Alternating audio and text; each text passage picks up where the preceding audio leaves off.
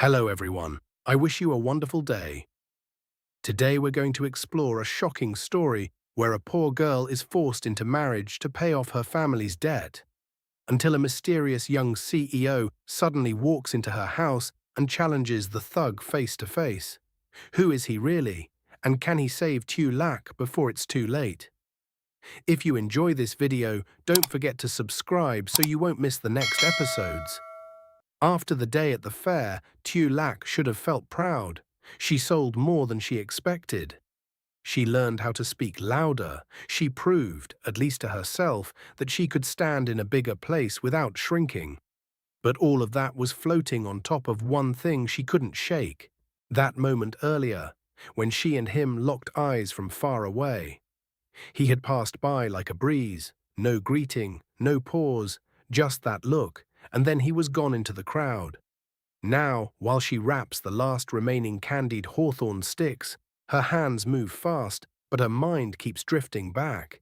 She tells herself quietly, maybe he didn't even recognize me.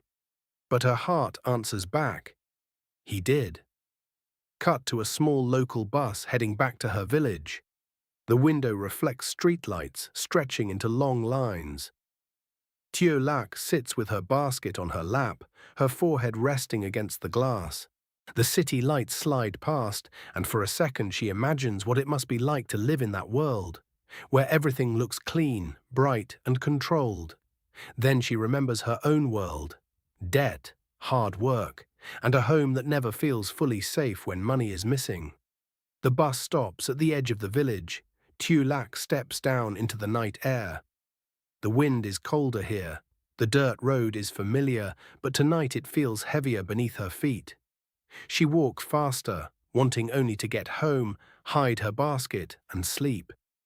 But before she reaches the gate, she senses something is wrong.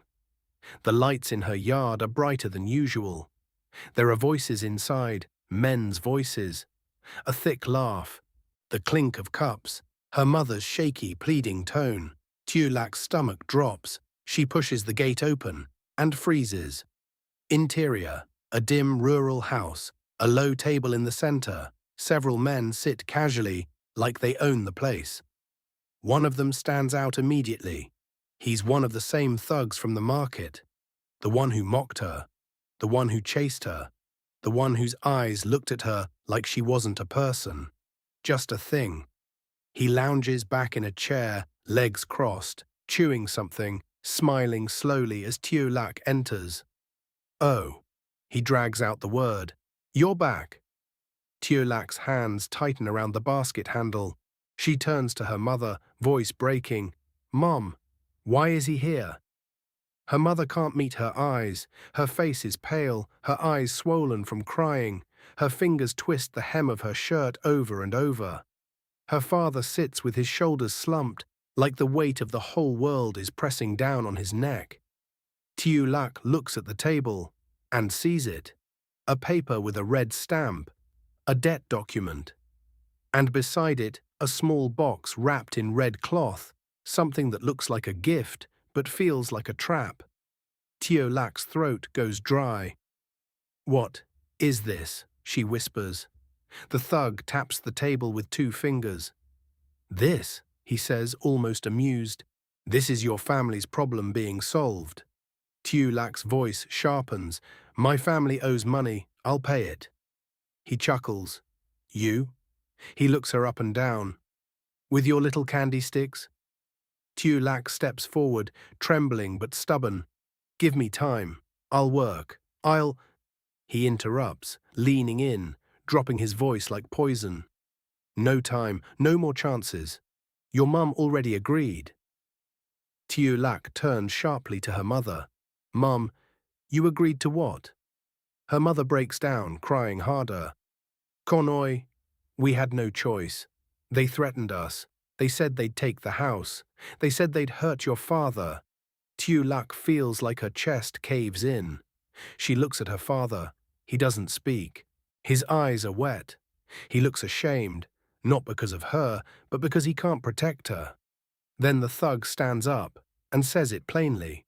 I'll erase the debt. Tieu Lac stares at him. He smiles wider. But you'll marry me. The room spins. Tieu Lac laughs once, short, bitter, disbelieving. You're insane. His smile disappears. Watch your mouth. Tieu Lac's voice rises, shaking with anger. You think because you have money you can buy people? One of the men with him clears his throat, pretending to be wise. Girl, this is how things work. Your family owes. He marries you. The debt is gone. You should be grateful. Tieu Lac's eyes burn. Grateful, she spits. For being sold? The thug steps closer, his breath smelling like alcohol. Don't make this ugly, he warns. I already paid. Your mother took it. Tieu Lac glances at the red cloth box on the table. Her stomach twists.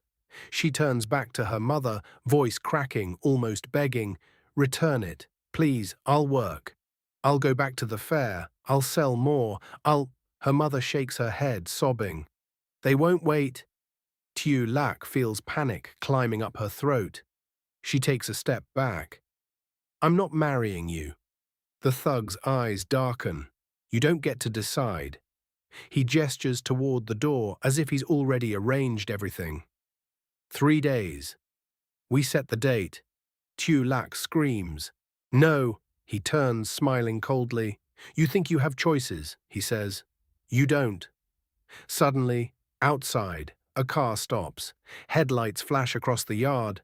A firm knock hits the door. Knock, knock, knock, not hesitant, not polite. A knock that says, I'm here and I'm not leaving. Her mother wipes her face, terrified. Who is it? A calm male voice answers from outside. I'm looking for Tieu Lac. Tieu Lac's heart slams.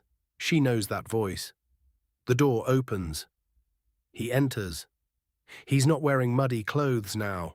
He's clean, composed, dressed simply, but his presence fills the room. Behind him stands an older man, likely a driver or assistant, silent, watchful. The young man's eyes sweep the house in one quick scan. The debt paper, the red box, the thug. Tieu Lac's trembling hands, then his gaze settles on her. Softly he asks, Are you okay? Tieu Lac can't answer. Her throat closes. Her eyes sting. The thug scoffs. Who are you, walking into people's homes like you own the place? The young man doesn't argue. He steps toward the table, picks up the debt paper, reads it quickly. His expression changes, cold, controlled. He sets it down, then looks straight at the thug. This is a debt paper, he says slowly, or a human sale contract. The thug laughs. This is family business. Stay out of it. The young man's voice stays steady. I won't stay out of it, because she doesn't agree. The thug narrows his eyes. And who are you to her? A beat of silence. Even Tieu Lac holds her breath. The young man turns his head slightly, looking at Tieu Lac as if asking permission, not with words, but with his eyes. Then he answers, I'm someone who's going to help. The thug smirks. Help? With what? You going to pay the debt? The young man nods once. Yes. The whole room freezes. Her mother's sobbing stops mid-breath. Her father lifts his head like he can't believe it. The thug's smile wavers. That debt isn't small, he warns. You think you can just... The young man cuts him off, calm but sharp. Give me the real number, and stop this forced marriage. The thug steps closer, threatening. You think you can make rules here? The young man doesn't move. I'm not making rules, he says.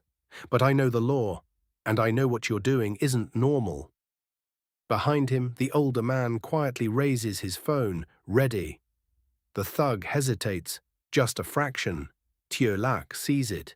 For the first time tonight, someone in this room has power other than fear. The young man turns back to Tieu Lac, speaking low only for her. You don't have to accept this. Tieu Lac's lips tremble. But the debt? He answers instantly. I'll handle it, but you have to stand on your side. Tieu Lac swallows hard, then nods, small but firm. The thug forces a laugh, trying to regain control. Fine, let's see how you handle it. He turns to leave, but pauses at the door, looking back at Tieu Lac with hatred. 3 days, he says. If you don't pay, you know what happens. The door slams. Silence rushes in. Only breathing remains. The young man looks at her parents and speaks with quiet authority. Please give me every detail about the debt. I'll verify it. Her father's voice shakes. Who are you? The young man answers simply, My name is Kai. Tieu Lac hears the name and feels her heart tighten. Because now everything has a face, a name, a real chance. Kai turns to her again, eyes steady. I won't let them force you. But Tieu Lac can't stop the fear rising again. Will he really win against that kind of brutality? Or is this only the beginning of something even bigger? Scene ends on Tieu Lac's face, hope and terror mixed together, while the wind outside grows louder and one question hangs in the air. Will the young CEO keep his promise, or will Tieu Lac be left waiting again? Tieu Lac returns from a bustling provincial fair, still shaken by a wordless reunion with the young man who once saved her. At home, she walks into a nightmare. Her family's debts have brought thugs to their doorstep, and a brutal loan shark demands she marry him as payment. Her mother, terrified, has been pressured into accepting, while her father sits powerless and ashamed. Tieu Lac refuses, pleading for time to work and repay the money, but the thug sets a 3-day ultimatum and threatens violence. Just as panic peaks, a calm stranger arrives. Kai, the young CEO. He reads the debt papers, calls out the forced marriage as illegal, and offers to settle the debt properly. With quiet authority, he forces the thugs to retreat, leaving Tieu Lac with newfound fragile hope and a haunting question. Will Kai truly protect her?